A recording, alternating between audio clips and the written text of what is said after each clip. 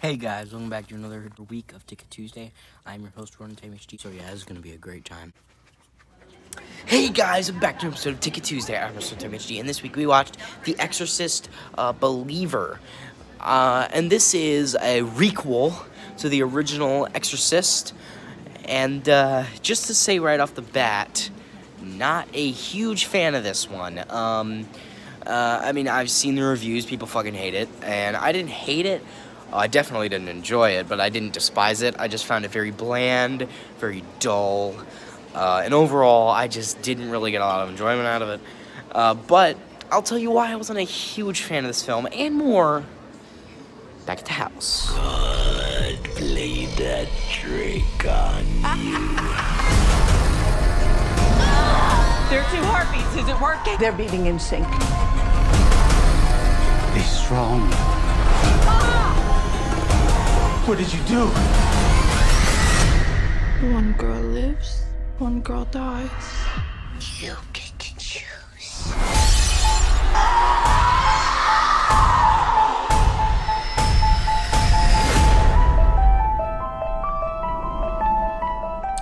Hey guys, welcome back to an episode of Ticket Tuesday. I'm HD, and this week we watched The Exorcist Believer.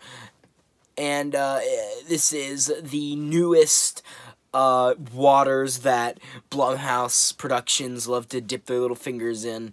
This is a requel to the classic horror film, The Exorcist, said to be one of the greatest horror films ever made. The Exorcist is obviously legendary. I don't think I need to explain to you why The Exorcist is so legendary. If you're watching this video, you probably know the legacy of The Exorcist. Now, this movie, does it live up? Obviously not. That is a monumental, a elephantine fucking task to do. It's said to be one of the greatest horror films ever made. That's like making a sequel to, like, Full Metal Jacket or something. It doesn't need it, 1. And 2, it's an amazing film that, obviously, if you make a sequel or anything related to it, it's just not going to live up to it, right? It's just impossible to do. It's like lightning in a bottle. It's hard to capture it twice, right? And this film, obviously, I believe, does not capture lightning in a bottle. Overall, I thought the film was not very good.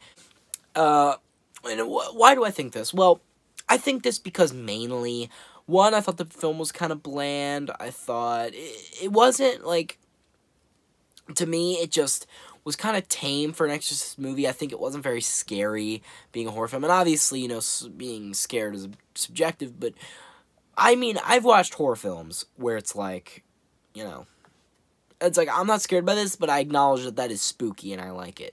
I didn't have any moments like that in this movie. Most of the time I laughed at the scary parts because they were just funny. But, and also another thing is, while overall I think the directing was alright, you know, I didn't think, I mean, maybe that's just because I just got out of watching it. Maybe a rewatch, maybe I could see, whatever. Maybe a rewatch, but overall I thought the directing was alright. Nothing too outstanding, but it was serviceable. And overall, I just think that the film was just kind of boring, in my personal opinion. Maybe not boring, I mean, although I was having trouble staying awake at some points. I think it was not because it was boring, it's because I just didn't really care about what was going on. And I think that is a problem with your movie if you're trying to get me into it. Like, you know, I mean, I am a bit of a fan of how they jump right into it, you know. But overall, I do think that kind of is a detriment because the only character you kind of established was the main, like, the dad character of one of the girls that gets possessed. You develop him as, like, our main character. But I think, like, the problem I have with this is that why am I supposed to care about these girls when I barely know them, right? I don't know them that much, so I don't have a reason to care. I want them to develop them a little bit before they get possessed. And, like, the reason you cared about Reagan in the original Exorcist is because we had a lot of screen time with Reagan. You know, we had a lot of time, a lot of scenes with Reagan bonding with her mother, right? So, obviously, when she gets possessed, we care, because we care about Reagan. Because we've seen Reagan, and we've seen, you know, what's going on with her, like, we might sympathize with her, whatever. We still feel for Reagan, and we like her as a character, and we want to to not see her go through the things she does.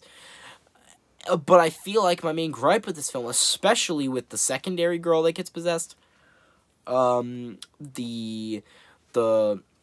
brown-haired girl, she's like, I don't know much about her character. I mean, her family's religious, and she's got like a southern accent.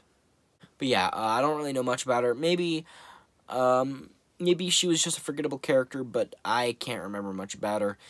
And honestly, I don't know if this movie needed two kids getting possessed. I mean, it's an interesting idea, but I feel like having to care about 2 people getting possessed is asking a little too much. I think we should have one person getting possessed so we have more time. We don't need to spend a lot of time in the movie trying to develop both of these characters when they both fall flat, when in reality you probably should just focus on one character so you can focus all your efforts on making you care about this character, right, instead of making 2 characters that you don't spend that much time with and that are just kind of there to get possessed, right? And I don't know, I just think overall the story was kind of weak, especially compared to The Exorcist, the original Exorcist, and I don't know, I think there was something about the original Exorcist that, like, felt different, and that felt just better, and I also think about that, I think the setting was, I like how most of the film, pretty much a good percentage of the film was in the house, right? You know, Reagan was, like, you know, bound to the bed, and she was always bound to the bed, you know, she was just always in that bed, and I also liked how they never got, like, hospitals involved, you know, I don't know, I just really liked, you know, the like, close, how everybody in the film was just in this house, right? For most of it, everybody was in the house, just, you know, there. And I thought that just, I don't know, there was something about that I just liked more than, you know, them going all over the place, taking them to the hospital, you know, checking them out, checking out what's wrong with them, you know, and, while one compliment I want to give this film is that the special effects were pretty good. I will admit that, you know, there was some good gore here and there. The blood was pretty good. You gotta have, I mean, being an Exorcist movie, you had to have some projectile vomit. That was pretty good. Overall, I think the face makeup all the while definitely does not compare to Reagan whatsoever in the original Exorcist. Again, that's a pretty high standard. But then again, I feel like they could have gotten a little bit better with them, because to me, they didn't really look that possessed. I mean, they looked possessed, but they didn't, like, look possessed like Reagan did in Exorcist, the original Exorcist. But maybe a bit of a pet peeve, not sure. So overall, for me, well, not saying this is the main reason I like The Exorcist. There's a lot of reasons to like The Exorcist. I think The Exorcist is a good film, obviously. But I think one reason is, like, how far it went, how extreme it was. You know, how shocking it was. It was super, super, like, over the limit at the time. And obviously, I didn't think this film needed to go over the limit, but I do think this film could have been an extreme, like The original Exorcist. And it didn't really, like, push things. It wasn't wild. And I'm not saying, like, you know, do all the crazy, like, do crazy shit, like maybe set, fucking, I don't know, set priests on fire or some shit, you know, like, Pazuzu sets dudes on fire, you know, do this, do that, you know, like, do some crazy demon shit, because, you know, if you can't top the original, at least make it fun, right? But you didn't do that, and you just kind of tried to make, like, a serious film. I'm not saying you couldn't have made a serious film and do all the wacky, wild stuff. I'm just saying that try to balance it, you know, have the cool, fun, like, the wacky, wild, fun stuff, and then balance it with the, like, you know, serious possession storyline. I do think you could have balanced that, but they didn't, and I think it could have been a more enjoyable experience if they more lean into the ridiculous side of it, but they didn't, unfortunately, in my personal opinion. And would I recommend this film? Probably not.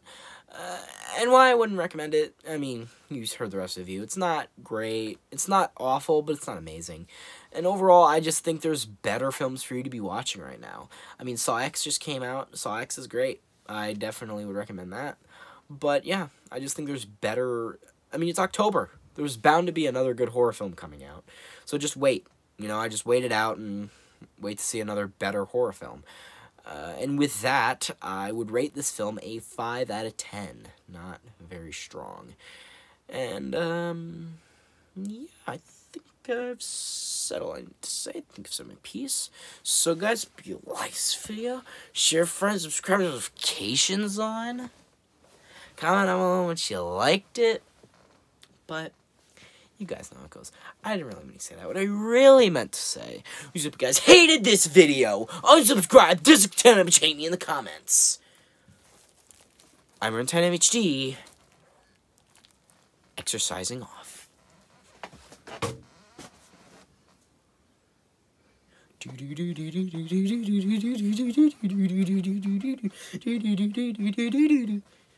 Can't put the actual song in the video. Might get us a strike. Sorry guys, this is the best you can. Enjoy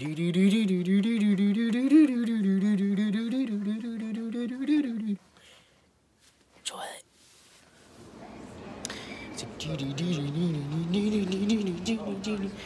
You know, it's like Mike Oldfield. You know, like. I don't actually remember how the entire rhythm goes, but it's something along those lines. Something like that. Exorcisms, gotta love them.